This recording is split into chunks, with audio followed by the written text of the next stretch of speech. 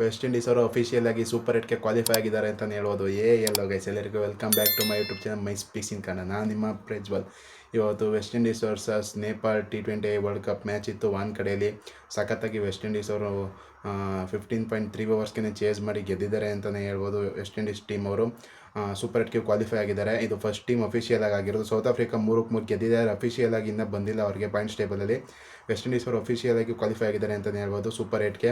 West Indies ಅವರು first toss ಗೆದ್ದು bowling ಆಯ್ಕೆ ಮಾಡ್ಕೊಳ್ತಾರೆ. ಬೌಲಿಂಗಲ್ಲಿ ಫಸ್ಟ್ ಅಕಿಲ್ ಹುಸೇನ್ ಅವರು ಚೆನ್ನಾಗಿ ಬೌಲಿಂಗ್ ಮಾಡ್ತಾರೆ.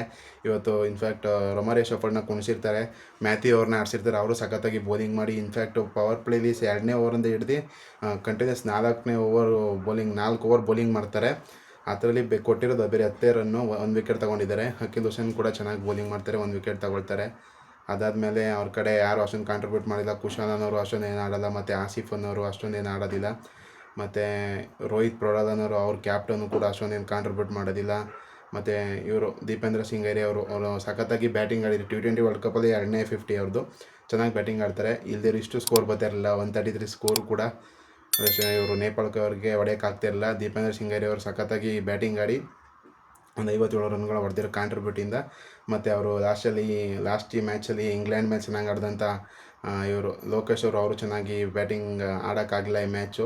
ಮತ್ತು ಈ ಮ್ಯಾಚಲ್ಲಿ ಸ್ಯಾಂಪಲ್ ಅವರು ಸಖತ್ತಾಗಿ ಬ್ಯಾಟಿಂಗ್ ಆಡಿ ಒಂದು ಫೈಟಿಂಗ್ ಸ್ಕೋರ್ ಅಂತಲೂ ಹೇಳೋಕ್ಕಾಗೋದಿಲ್ಲ ಗುರು. ಒಂದು ಕಡೆಯಲ್ಲಿ ಅದು 200 ಹೊಡಿತಾರಂಥ ಪಿಚ್ಚು, ಅದು IPL ಅಲ್ಲ.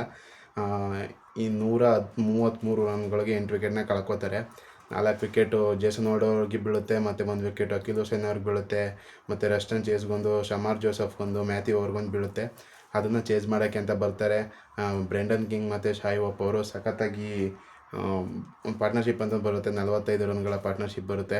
ಅದಾದಮೇಲೆ ಸ್ವಲ್ಪ ಬ್ರೆಂಡನ್ ಕಿಂಗ್ ಅವರು ಫುಲ್ ಶಾಟ್ ಹೊಡೆಯೋಕೆ ಹೋಗ್ಬಿಟ್ಟು ಮಿಡಾನಲ್ಲಿ ಔಟಾಗಿ ಹೋಗ್ತಾರೆ. ಅದಾದಮೇಲೆ ಶಿಮ್ರಾನ್ ಇಟ್ಮೈ ಅವರು ಬರ್ತಾರೆ. ಶಿಮ್ರಾನ್ ಇಟ್ಮೈ ಅವರು ಬೆಂಕಿಯಾದಂಥ ಬ್ಯಾಟ್ಸ್ಮನ್. ಅವರು T20 ವರ್ಲ್ಡ್ ಕಪ್ ಸಖತ್ತಾಗಿ ಆಡ್ತಿದ್ದಾರೆ. ಅವ್ರಿಗೆ ಟೀಮ್ ಅವರು ಯಾಕೆ ರಿಟೈನ್ ಮಾಡಿದ್ರು ಅಂತೆಲ್ಲ ಕೇಳ್ತಾಯಿದ್ರು. ಈಗ ನೋಡಿ ಹೆಂಗೆ ಆಡ್ತಾಯಿದ್ದಾರೆ ಅಂತ ಹೇಳಿದ್ರು ಶಿಮ್ರಾನ್ ಇಟ್ಮೈ ಅವರು. ಈ ರಿಟೈನ್ ಮಾಡ್ಕೊಂಡಕ್ಕೆ ಕಾರಣನೇ ಇದು ಅಂತ ಹೇಳ್ತಾರೆ ಅವರು. ಈಗ ಸಖತ್ತಾದಂಥ ರಿಟೈನ್ ಅಂತಲೇ ಹೇಳ್ಬೋದು. ಚೆನ್ನಾಗಿ ಬ್ಯಾಟಿಂಗ್ ಆಡಿದ್ರು. 146 ರನ್ಸ್ನ ಕಾಂಟ್ರಿಬ್ಯೂಟ್ ಮಾಡಿದ್ದಾರೆ. ಇನ್ನು ಸ್ವಲ್ಪ ಬೇಗನೆ ಹೊಡಿಬೋದಾಯಿತು. 153 ಅಷ್ಟೊಂದೇನು ಸ್ಟ್ರೈಕ್ ರೇಟು ಆಡಲಿಲ್ಲ ಇವತ್ತು ಇವರು ಶಾಯ್ ಹೋಪ್ ಅವರು. ಇನ್ನು ಸ್ವಲ್ಪ ಜಾಸ್ತಿನೇ ಸ್ಟ್ರೈಕ್ ರೇಟಲ್ಲಿ ಆಡ್ಬೋದಾಯಿತು. 44 ಬಾಲಲ್ಲಿ 66 ರನ್ ಹೊಡೆದಿದ್ದಾರೆ. ಅವರು ಈ T20 ವರ್ಲ್ಡ್ ಕಪ್ಪಲ್ಲಿ ಅಷ್ಟೊಂದು ಫಾರ್ಮುಲು ಇರಲಿಲ್ಲ, ಅದಕ್ಕೋಸ್ಕರ ಸ್ವಲ್ಪ ಬಾಲ್ಸ್ನ ತೊಗೊಂಡ್ರು. ಪರವಾಗಿಲ್ಲ. ಇನ್ನು ಸ್ವಲ್ಪ ರನ್ ರೇಟ್ ಮ್ಯಾಟರೇ ಆಗ್ತಿರಲಿಲ್ಲ ಗುರು ಈ ಮ್ಯಾಚಲ್ಲಿ. ಯಾಕಂತೇಳಿದ್ರೆ ಗೆದ್ದರೆ ಸಾಕಾಗಿತ್ತು. ಡೈರೆಕ್ಟು ಸೂಪರ್ ಏಟ್ಗೆ ಕ್ವಾಲಿಫೈ ಆಗಿದ್ದಾರೆ. ಮತ್ತು 15.3 ಓವರ್ಸ್ಗೆಲ್ಲೇ ಕಂಪ್ಲೀಟ್ ಮಾಡಿದ್ದಾರೆ ಈ ಟಾರ್ಗೆಟ್ನ. ಅದು ಬಿದ್ದಿರೋ 1 ವಿಕೆಟೇ ನಂದನ್ ಅವ್ರಿಗೆ. ಬ್ರೆಂಡನ್ ಕಿಂಗ್ ಅವರು ಅಗ್ರೆಸಿವ್ ಇಂಟೆಂಟಾಗಿ ಆಡೋಕ್ಕೆ ಹೋಗ್ಬಿಟ್ಟೆ ಮಿಡಲ್ನಲ್ಲಿ ಔಟಾಗಿ ಹೋದರು. ಅದು ಬಿಟ್ಟರೆ ಸಖತ್ತಾಗಿ ಆಡಿದ್ರು ಅಂತಲೇ ಹೇಳ್ಬೋದು ವೆಸ್ಟ್ ಇಂಡೀಸ್ ಅವರು. 2016 ಯಾವುದೇ ರೀತಿ ಇಂಡಿಯಾನ ಸೋಲಿಸಿ ವರ್ಲ್ಡ್ ಕಪ್ನ ಗೆದ್ಕೋಬೋದ್ರು ಅಂತ ಹೇಳಿದ್ರೆ ಸೆಮಿಫೈನಲ್ ಇಂಡಿಯಾನ ಸೋಲಿಸಿದ್ರು. ಮತ್ತು ಅದಾದಮೇಲೆ ಇವರು ಇಂಗ್ಲೆಂಡ್ ಮೇಲೆ ಹೊಡೆದು ಇವರು ಕೈಲಾಸ್ ಬ್ರಾಥ್ವೇಟ್ ಅವರು ಸಖತ್ತಾದಂಥ ಧ್ವಂಸ ಮಾಡಾಕ್ಬಿಟ್ಟಿದ್ರು ಅಂತ ಹೇಳ್ಬೋದು ಯಾರಿಗೆ, ಬೆನ್ ಸ್ಟೋಕ್ಸ್ ಅವ್ರಿಗೆ. ಆ ಥರ ಆಗುತ್ತಾ ಅಂತ ನೋಡಬೇಕು. ಇಂಡಿಯಾದಲ್ಲೇ ಆ ರೇಂಜಿಗೆ ಆಡಿದರು ಅವರು ಆವಾಗ. ವೆಸ್ಟ್ ಇಂಡೀಸ್ ಅವರು 2016 ಚಾಂಪಿಯನ್ಸು. ಅದೇ ಥರ ಟೀಮ್ ಈಗ ಕಾಣ್ತಾ ಇದೆ. ಬ್ಯಾಟಿಂಗ್ ಡೆಪ್ತ್ ಕೂಡ ಇದೆ. ರೊಮಾರಿಯೋ ಶೆಫರ್ಡ್ ಆಗಿರೋದು, ರೋಮನ್ ಪವನ್ ಇನ್ಫ್ಯಾಕ್ಟ್ ಕುಣಿಸಿದ್ದಾರೆ ಅವರು ಕೂಡ ಬಂದರೆ ಸಖತ್ತಾಗಿರೋ ಟೀಮು ಅಂತಲೇ ಹೇಳ್ಬೋದು ವೆಸ್ಟ್ ಇಂಡೀಸ್ ಟೀಮು. ಬೆಂಕಿಯಾದಂಥ ಬೌಲರ್ಸ್ಗಳು ಕೂಡ ಇದ್ದಾರೆ. ಜೋಶನ್ ಹೋಲ್ಡರ್ ಅವರು ಸಖತ್ತಾಗಿ ಬ್ಯಾಟಿಂಗ್ ಮಾಡ್ತಾಯಿದ್ದಾರೆ, ಬೌಲಿಂಗು ಮಾಡ್ತಾಯಿದ್ದಾರೆ.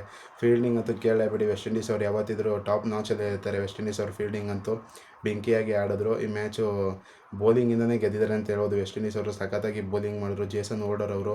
ಮತ್ತು ಮ್ಯಾಥ್ಯೂ ಅವರು ಏನು ಬೌಲಿಂಗ್ ಅವರು ಬರೀ 10 ರನ್ ಕೊಟ್ಟಿದ್ದು, ಅದು ಪವರ್ ಪ್ಲೇಲಿ ಚಿಂದಿ ಬೌಲಿಂಗ್ ಅಂತ ಹೇಳ್ಬೋದು. ಅಕಿಲ್ ಹುಸೇನ್ ಎಂದಿನಂತೆ ಪವರ್ ಪ್ಲೇಲೇ ಬೌಲಿಂಗ್ ಮಾಡೋದು, ಚೆನ್ನಾಗಿ ಬೌಲಿಂಗ್ ಮಾಡಿದ್ರು. ನೇಪಾಳದವರು ಫಸ್ಟ್ ಮ್ಯಾಚ್ ಆಡಿದ್ದು ನೋಡಿದ್ರೆ ಎಕ್ಸ್ಪೆಕ್ಟೇಷನ್ನು ಇಂಗ್ಲೆಂಡ್ ಮೇಲೆ ಗೆದ್ದೇ ಬಿಟ್ಟಿರು. ಲೋಕೇಶ್ ಅವರು ಸಖತ್ತಾಗಿ ಬ್ಯಾಮ್ ಅಂತ ಹೊಡೆದು ಗೆಲ್ಸೇ ಬಿಡ್ತಾಯಿದ್ರು. ಆಲ್ಮೋಸ್ಟ್ ಬರೀ ಸೋತಿದ್ದೆ ಅವ್ರು 4 ರನ್ನಿಂದ.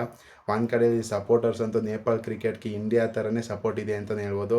ಒಂದು ಏಷ್ಯನ್ ಕಂಟ್ರೀಲಿ ಇಂಡಿಯಾ ಬಿಟ್ಟರೆ ಜಾಸ್ತಿ ಫ್ಯಾನ್ಸ್ ಇರೋದೇ, ಫ್ಯಾಷನೇಟ್ ಫ್ಯಾನ್ಸ್ ಇರೋದೇ ಮೋಸ್ಟ್ಲಿ ನೇಪಾಲ್ಗೆ ಅನಿಸುತ್ತೆ. ನೇಪಾಲ್ ಕ್ರಿಕೆಟು ಈಗ ಬೆಳೀತಾ ಇದೆ. ಅಷ್ಟೊಂದು ಇನ್ನೂ ಕ್ಲಿಯರಾಗಿ ಬ್ಯಾಟಿಂಗ್ ಆಗಲಿ ಬೌಲಿಂಗ್ ಆಗಲಿ ಅಷ್ಟೊಂದು ಬರೋಲ್ಲ. ಇನ್ನೂ ಕಲಿಯೋಕ್ಕೆ ಸಿಗುತ್ತೆ T20 ವರ್ಲ್ಡ್ ಕಪ್ಪಲ್ಲಿ. ಮತ್ತು ಈ ಮ್ಯಾಚ್ನ ಅವ್ರು ಸೋತಿದ್ದಾರೆ. ಆಲ್ಮೋಸ್ಟ್ ಈ ಟೂರ್ನಮೆಂಟಿಂದನೇ ಔಟ್ ಆಫ್ ದಿ ಟೂರ್ನಮೆಂಟ್ ಅನಿಸುತ್ತೆ ನೇಪಾಳ ಅವರು. ವೆಸ್ಟ್ ಇಂಡೀಸ್ ಅವರು 15.3 ಓವರ್ಸ್ಗೆ ಚೇಸ್ ಮಾಡಿ ಈ ಮ್ಯಾಚ್ನ ಗೆದ್ದು ಸೂಪರ್ ಏಟ್ಗೆ ಎಂಟ್ರಿ ಕೊಟ್ಟಿದ್ದಾರೆ ಅಂತ ಹೇಳ್ಬೋದು. ಈ ವಿಡಿಯೋ ನಿಮ್ಗೆ ಇಷ್ಟ ಆಗಿರೋ ಲೈಕ್ ಮಾಡಿ, ಶೇರ್ ಮಾಡಿ, ಸಬ್ಸ್ಕ್ರೈಬ್ ಮಾಡಿ.